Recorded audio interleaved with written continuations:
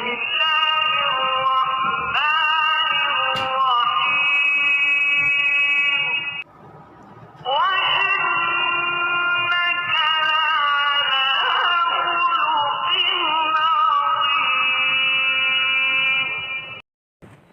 علیکم ورحمۃ اللہ وبرکاتہ۔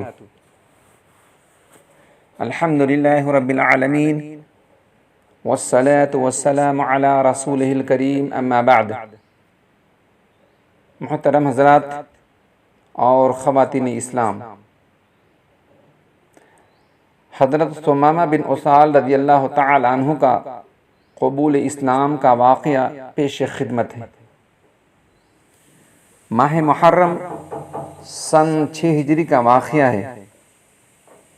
اللہ کے رسول صلی اللہ علیہ وسلم غزوہ احزاب سے فراغت کے بعد 30 صحابہ کرام کی ایک مختصر سی نفری بنو بکر بن کلاب کی طرف روانہ فرماتے ہیں۔ واپسی پر یمامہ کا سردار ثمامہ بن اسال صحابہ کرام کی گرفت میں آ جاتے ہیں۔ یہ ثمامہ یمامہ کا حاکم تھا اور اسلام دشمنی میں پیش رہا کرتا تھا، بلکہ اللہ کے رسول صلی اللہ علیہ وسلم کو معاذ اللہ قتل کرنے کا چیلنج بھی دے رکھا تھا۔ صحابہ کرام اسے گرفتار کر کے مدینہ لے کر کے آتے ہیں اور مسجد نبی کے ستون میں باندھ دیتے ہیں، اور پھر اللہ کے رسول صلی اللہ علیہ وسلم کو اس کی خبر دیتے ہیں۔ آپ صلی اللہ علیہ وسلم تشریف لاتے ہیں اور دریافت کرتے ہیں کہ اے ثمامہ کیا حال ہے؟ وہ نہایت غصے اور تکبر سے جواب دیتا ہے کہ اے محمد صلی اللہ علیہ وسلم، میں ٹھیک ہوں۔ اگر تم مجھے قتل کرو گے تو ایک خون والے کو قتل کرو گے، اور اگر معاف کرو گے تو ایک قدردان پر احسان کرو گے، اور اگر مال چاہیے تو جو چاہو مانگ لو۔ آپ صلی اللہ علیہ وسلم نے انہیں اسی حال پر چھوڑ دیا۔ پھر صحابہ کرام کو حکم دیا کہ ان کے ساتھ ضیافت کی جائے۔ دوسرا دن ہوا تو پھر اللہ کے رسول صلی اللہ علیہ وسلم ثمامہ کے پاس آتے ہیں اور پوچھتے ہیں ثمامہ کیا حال ہے؟ اس نے پھر کہا اے محمد خیریت سے ہوں، ان تقتلنی تقتل ذا دم، اگر تم مجھے قتل کر دو گے تو ایک خون والے کو قتل کر دو گے، وَإِن تَعْفُوا تَعْفُوا عَنْ شَاكِرٍ، اور اگر معاف کر دو گے تو ایسے شخص کو معاف کر دو گے جو شکر گزار ہوگا، وَإِن تَسْأَلْ مَالًا تُعْتَهُ، اور اگر مال چاہیے تو بتاؤ پیش کر دیا جائے گا۔ آج بھی رسول اللہ صلی اللہ علیہ وسلم نے اس کے متعلق کوئی فیصلہ نہیں سنایا، بلکہ صحابہ کرام کو ان کی ضیافت کرنے کا حکم صادر فرما دیا۔ پھر تیسرا دن ہوا، اللہ کے رسول صلی اللہ علیہ وسلم پھر ثمامہ کی حال چال پوچھنے کے لیے تشریف لاتے ہیں۔ پوچھتے ہیں کہ اے ثمامہ بتاؤ کیا حال ہے؟ اس نے حسب سابق جواب دیا۔ صحابہ کرام منتظر میں ہیں کہ دیکھیں اس گستاخ کو کیا سزا ملتی ہے، لیکن رحمت للعالمین صلی اللہ علیہ وسلم نے صحابہ کرام سے فرمایا کہ ثمامہ کی رسیاں کھول دو۔ پھر ثمامہ سے فرمایا کہ اے ثمامہ جاؤ، تمہیں بغیر کسی شرط کے رہا کر دیا جا رہا ہے۔ ثمامہ اپنی سواری پکڑی اور مدینہ سے باہر نکل پڑا۔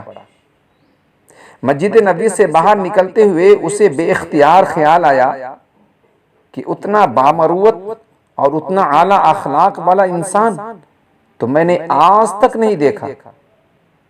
میری آواز میں سختی اور کجروی کے باوجود انہوں نے مجھے آزاد کر دیا، کوئی سزا نہ دی۔ مسجد نبی کے قریب کھجور کے ایک باغ میں گئے، غسل کیا اور آپ کے پاس واپس آ کر مشرف باسلام ہو گئے۔ مشرب اسلام ہونے کے بعد ثمامہ رضی اللہ تعالی عنہ نے کہا، اے اللہ کے رسول صلی اللہ علیہ وسلم، خدا کی قسم روئے زمین پر کوئی چہرہ میرے نزدیک آپ کے چہرہ سے زیادہ مبغوث نہ تھا، لیکن اب آپ کا چہرہ دوسرے تمام چہروں سے زیادہ محبوب ہو گیا ہے۔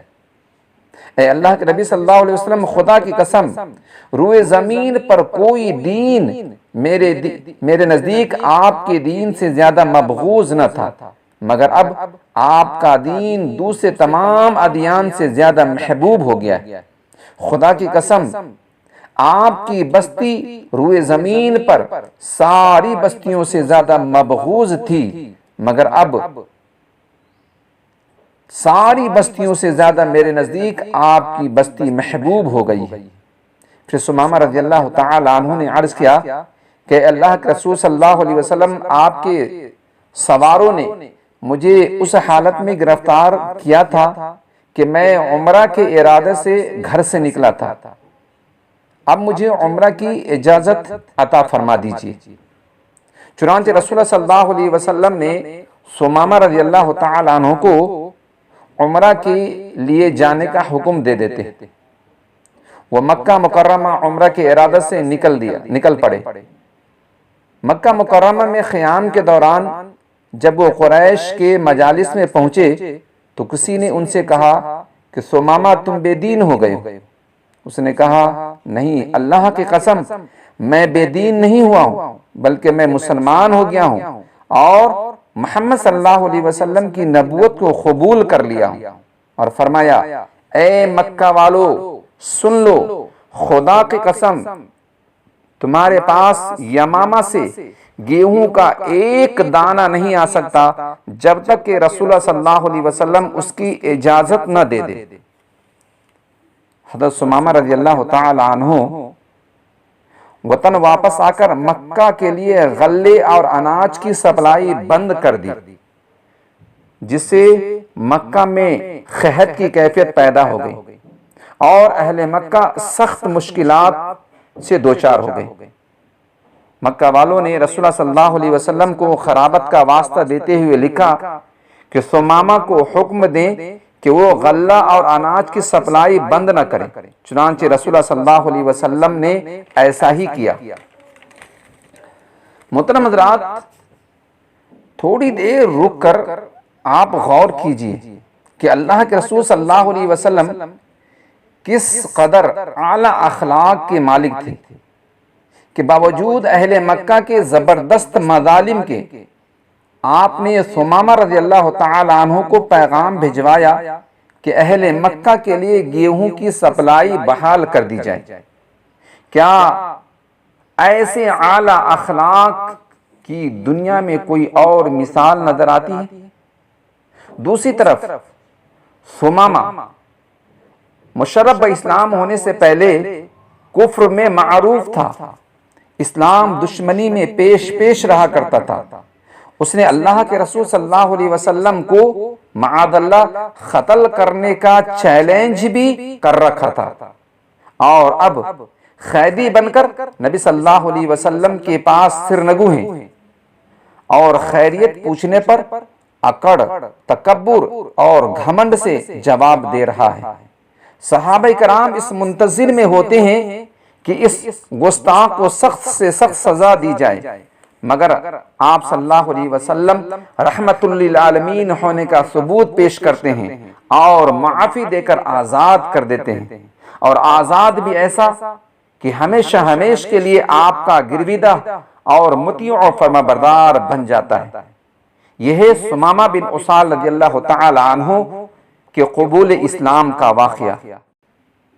وما علینا الا البلاغ، والسلام علیکم ورحمۃ اللہ وبرکاتہ۔ رہے نام اللہ کا، وہی ہمارا حامی و ناصر ہے۔